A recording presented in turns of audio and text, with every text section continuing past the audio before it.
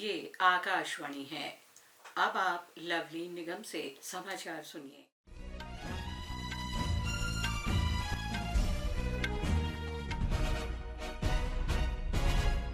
लोकसभा चुनाव के चौथे चरण के कल के मतदान के लिए तैयारियां पूरी हो गई हैं। 9 राज्यों और एक केंद्र शासित प्रदेश की 96 सीटों पर कल वोट डाले जाएंगे।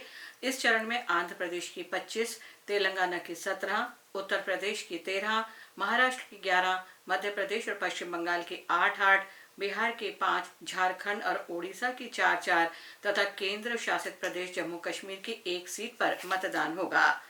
आंध्र प्रदेश में विधानसभा के सभी 175 निर्वाचन क्षेत्रों में कल एक ही चरण में मतदान होगा।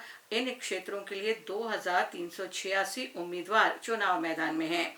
विधानसभा चुनावों के लिए करीब 4 करोड़ 14 लाख मतदाता अपने मताधिकार का प्रयोग करेंगे। हमारे संवाददाता ने खबर दी है कि राज्य में वर्षा होने के कारण गर्मी में थोड़ी कमी आई है, जिसके कारण लोगों के बड़ी संख्या में मतदान में भाग लेने की संभावना है। लोकसभा चुनाव के चौथे चरण में ओडिशा में कल कालाहांडी, कोरापुट, नबरंगपुर और बहरामपुर सीटों पर वोट डाले जाएंगे। इन क्षेत्रों के अंतर्गत विधानसभा की 28 सीटों पर भी कल ही मतदान होगा। लोकसभा की इन 4 सीटों के लिए 37 और विधानसभा की 28 सीटों के लिए 243 उम्मीदवार मैदान में हैं। चुनाव को लेकर राज्य में राजनीतिक गतिविधियां जोरों पर हैं। प्रधानमंत्री और भारतीय जनता पार्टी के वरिष्ठ नेता नरेंद्र मोदी ने कहा है कि उनकी पार्टी धर्म के आधार पर आरक्षण नहीं देगी।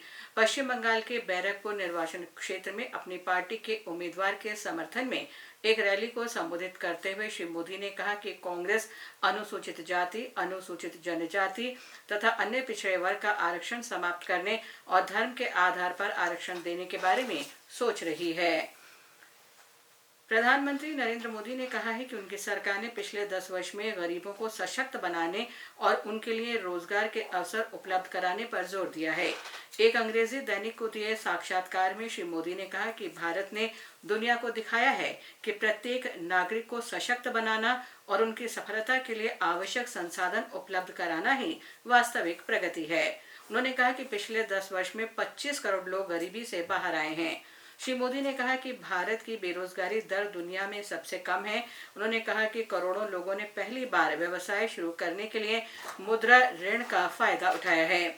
उन्होंने कहा कि उनकी सरकार ने औसत महंगाई दर को पिछले 1 दशक में न्यूनतम स्तर पर रखा है। सुरक्षा बलों ने जम्मू कश्मीर के रियासी जिले में एक आतंकी ठिकाने को नष्ट कर दिया है।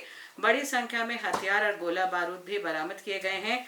कोटबुधन वन क्षेत्र में राष्ट्रीय राइफल्स और पुलिस ने तलाशी अभियान के दौरान इस आतंकवादी ठिकाने का पता लगाया था। मौसम विभाग ने अगले 2 से 3 दिनों में तटीय आंध्र प्रदेश, यानम, तेलंगाना, ओडिशा, तमिलनाडु, पुडुचेरी, कराईकल और कर्नाटक में कहीं-कहीं भारी वर्षा का अनुमान व्यक्त किया है। मौसम विभाग ने कहा है कि इसी अवधि में मध्य प्रदेश, महाराष्ट्र, झारखंड, पश्चिम बंगाल, अंडमान निकोबार द्वीप समूह तथा दक्षिणी और उत्तर पश्चिम क्षेत्र सहित देश के अधिकांश भागों में भी गरज के साथ छींटे पड़ने और तेज हवाएं चलने की संभावना है। मौसम विभाग ने अगले 5 दिन में सौराष्ट्र और कच्छ के तटीय भागों में कहीं-कहीं अत्यधिक गर्मी और उमस बने रहने का अनुमान लगाया है। उत्तराखंड के चमोली जिले में स्थित प्रसिद्ध बद्रीनाथ धाम के कपाट आज सुबह 6 बजे वैदिक मंत्रोच्चार के साथ खोल दिए गए। इस अवसर पर बड़ी संख्या में श्रद्धालु उपस्थित थे। बद्रीनाथ मंदिर को फूलों से सजाया गया है।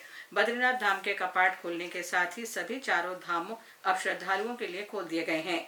इससे पहले केदारनाथ, यमुनोत्री तथा गंगोत्री धाम के कपाट 10 मई को खोले गए थे। आज दुनिया भर में मातृ दिवस मनाया जा रहा है। ये दिवस प्रत्येक वर्ष मई महीने के दूसरे रविवार को मनाया जाता है। इस दिन सभी आयु वर्ग के लोग फूल, कार्ड, चॉकलेट या उपहार देकर माताओं के प्रति अपना प्यार और सम्मान व्यक्त करते हैं और ईश्वर के प्रति आभार व्यक्त करते हैं। चेन्नई में आईपीएल क्रिकेट का बेहद अहम मुकाबला इस समय चेन्नई सुपर किंग्स और राजस्थान रॉयल्स के बीच जारी है। राजस्थान रॉयल्स ने टॉस जीतकर पहले बल्लेबाजी करते हुए ताजा समाचार मिलने तक 7वें ओवर में 1 विकेट पर 43 रन बना लिए हैं। आज का दूसरा मैच शाम 7:30 बजे से बेंगलुरु में रॉयल चैलेंजर्स और दिल्ली कैपिटल्स के बीच खेला जाएगा। इसके साथ ही समाचार समाप्त हुए।